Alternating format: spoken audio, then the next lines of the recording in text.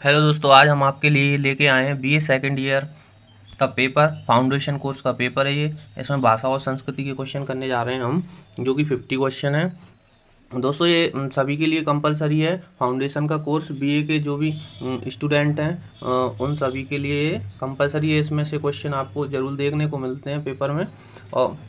और ये क्वेश्चन हमारे 100 होते हैं, जिसमें 50 क्वेश्चन भाषा और संस्कृति के होते हैं, 50 question English language and foundation के हैं। और ये पेपर हमारा 2 आवर्स का होता है। तो आज हम करने जा रहे हैं भाषा और संस्कृति के क्वेश्चन, जो भी 50 क्वेश्चन है। और इसके बाद नेक्स्ट पार्ट में वीडियो में बनाएंगे हम इंग्लिश लैंग्वेज एंड फाउंडेशन के 50 क्वेश्चन का।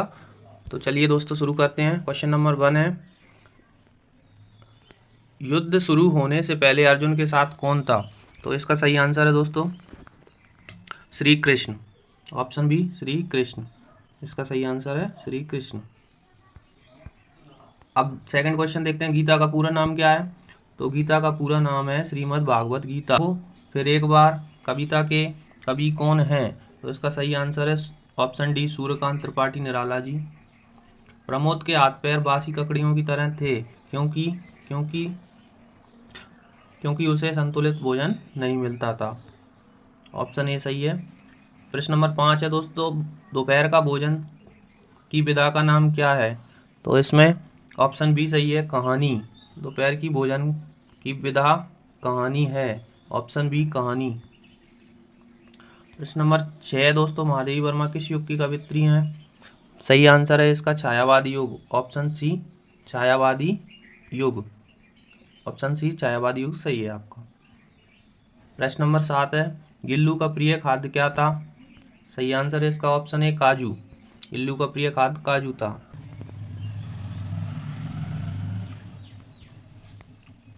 प्रश्न नंबर 8 है, अशोक के फूल किसका निबंध है? सही आंसर है हजारी प्रसाद द्विवेदी जी का। क्वेश्चन नंबर 9 है, नाखून क्यों बढ़ते हैं निबंध के लेखक कौन है? तो इसका सही आंसर है हजारी प्रसाद द्विवेदी जी। छिपा शिल्प कहाँ प्रसिद्ध है? तो इसका सही आंसर है उज्जैन। छिपा शिल्प उज्जैन में प्रसिद्ध है। तिलंगा शब्द किस अंचल में प्रसिद्ध है? सही आंसर है इसका बघेलखंड। तिलंगा शब्द बघेलखंड में प्रसिद्ध है। पायली को जनडला कौन से अंचल में कहा जाता है? दोस्तों यहाँ पे जनडला नहीं होगा, जनउला होता है। तो इसका सही आंसर होगा बघेलखंड। सही आंसर ऑप्शन ए बघेलखंड। इसके बाद प्रश्न नंबर 13 है, हिंगोला नाट्य कहाँ प्रसिद्ध है? सही आंसर है इसका बघेलखंड। Option A Baghelkhand. प्रश्न नंबर 14 दोस्तों, संस्कृति के 4 अध्याय ग्रंथ का प्रकाशन वर्ष क्या है?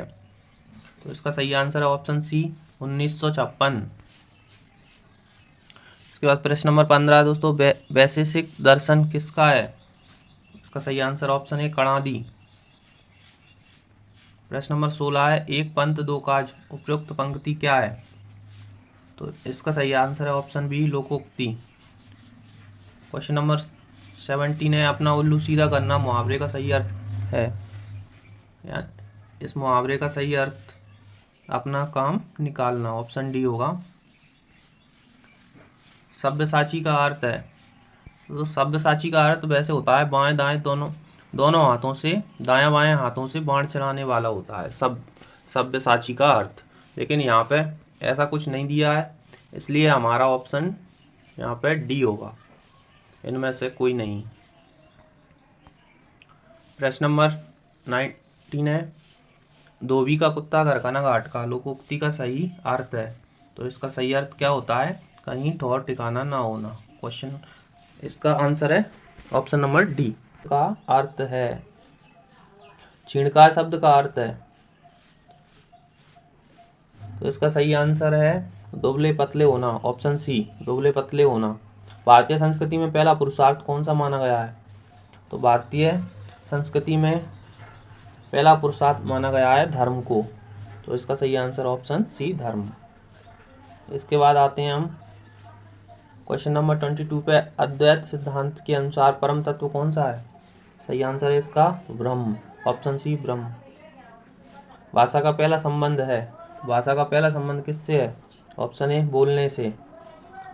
शासन प्रशासन एवं राजकाज की भाषा कहलाती है, तो इसका सही आंसर है ऑप्शन डी राजभाषा।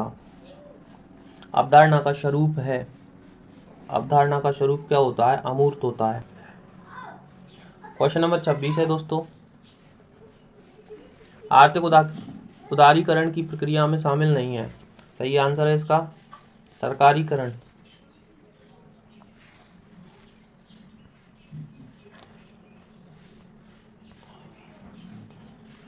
अद्वैत शब्द एक बीज शब्द है, अद्वैत का संबंध किस विषय से है?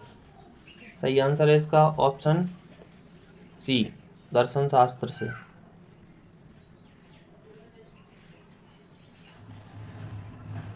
क्वेश्चन नंबर 28 है, कौन सा अर्थ सही है? ऑप्शन ए छाती पर सांप लौटना यानी ईर्ष्या करना, तो इसमें ऑप्शन ए ही सही है, बाकी सब गलत हैं। इनका बालू से तेल निकालना, इसका अर्थ नई तकनीक का प्रयोग नहीं करना नहीं होता है, ये भी गलत है। ऑप्शन सी है हाथों से तोते उड़ जाना यानी पिंजरे से तोते का निकल जाना, ये गलत है। ऑप्शन डी हाथ पाँव फूलना यानी मोटा हो जाना, ये भी गलत है। तो ये सभी मुहावरों के अर्थ हैं, ये सभी गलत हैं, इसलिए हमारा ऑप्शन ए सही है। क्वेश्चन नंबर 29 है, पर्यायवाची शब्द का तात्पर्य होता है, क्या होता है इसका तात्पर्य? इसका तात्पर्य होता है दोस्तों समानार्थी शब्द, समानार्थी शब्द होते हैं इसके तात्पर्य। निम्नलिखित में से कौन सा शब्द सही नहीं है? तो पाप पुण्य सही है, सुख दुख सही है, मान अपमान सही है और चिर चिर सही नहीं है दोस्तों, तो इसका आंसर होगा ऑप्शन डी चिर चिर। क्वेश्चन नंबर 31 है, नवरस में कौन सा समास है? नवरस में दोस्तों द्विगु समास है, ऑप्शन ए इसका आंसर सही है द्विगु। तो दोस्तों समास में जिस भी समास में संख्या आए, पहला पद संख्यावाची हो जैसे नव, तो वहाँ पे द्विगु समास होता है हमारा, आपको पता ही होगा ये तो। इसके बाद आते हैं क्वेश्चन नंबर 32 पे, घनश्याम शब्द किस समास का उदाहरण है? इसका सही आंसर है बहुब्री, ऑप्शन बी बहुब्री। क्वेश्चन नंबर 33, मानक हिंदी का अर्थ है, मानक हिंदी का अर्थ क्या होता है? तो मानक हिंदी का अर्थ होता है शुद्ध एवं परिनिष्ठित, शुद्ध एवं परिनिष्ठित। प्रदूषण शब्द है, प्रदूषण शब्द क्या है? तत्सम है, तद्भव है, देशज है, विदेशी है। इसका सही आंसर है ऑप्शन ए तत्सम। क्वेश्चन नंबर 35 है, भारतीय संस्कृति की विशेषता है, भारतीय संस्कृति की विशेषता ऑप्शन ए अनेकता में एकता, ऑप्शन बी प्राचीनता, ऑप्शन सी सहिष्णुता, ऑप्शन डी सभी, तो इसका आंसर होगा ऑप्शन डी सभी। क्वेश्चन नंबर 36, इस क्वेश्चन नंबर 36 है, कंप्यूटर को हिंदी में क्या कहते हैं? तो कंप्यूटर को दोस्तों हिंदी में कहते हैं संगणक। शिक्षा को अंग्रेजी में क्या कहा जाता है? तो शिक्षा को तो आप सभी जानते होंगे, अंग्रेजी में एजुकेशन कहते हैं।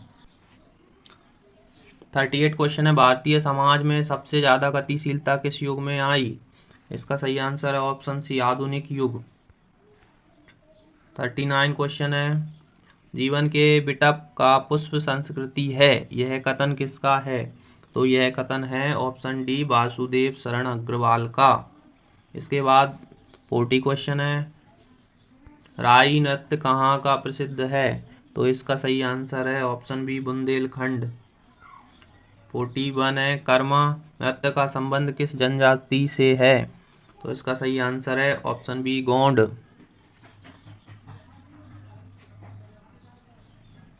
इसके बाद है 42 क्वेश्चन, जिसमें दोनों पद प्रधान होते हैं उसे कौन सा समास कहते हैं?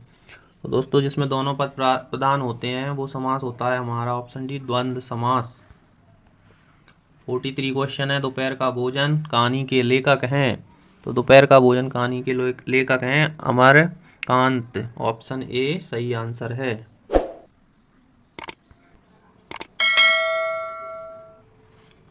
रसोई घर में कौन सा समास है? ऑप्शन ए तत्पुरुष समास। 45 क्वेश्चन है, फाग गायन किस अवसर पर गाया जाता है? इसका सही आंसर ऑप्शन है होली।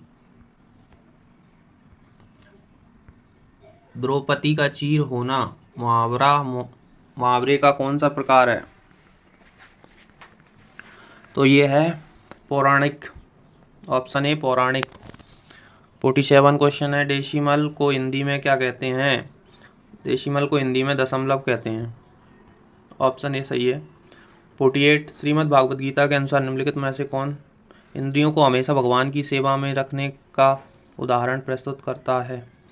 तो इसका सही आंसर है ऑप्शन बी, कछुआ। 49 क्वेश्चन है, जो व्यक्ति अपनी इंद्रियों में काबू पाकर बिना किसी इच्छा के कर्म करता है उसे कहते हैं? तो उसको क्या कहते हैं? निष्काम कर्मयोग। ऑप्शन बी सही है।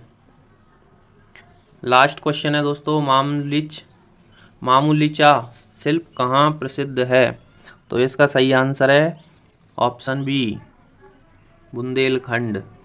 मामूलीचा शिल्प बुंदेलखंड में प्रसिद्ध है। तो आपके ये सभी 50 क्वेश्चन थे दोस्तों, तो आप इनको ज़रूर से पढ़ के जाएं। जिस भी भाई का एग्ज़ाम हो, बीए का, फाउंडेशन कोर्स का, और जो भी सेकंड ईयर में हो, वो ज़रूर इन क्वेश्चनों को पढ़ के जाए। और यदि हमारी वीडियो आपको पसंद आई हो तो लाइक, शेयर और सब्सक्राइब ज़रूर करें। धन्यवाद।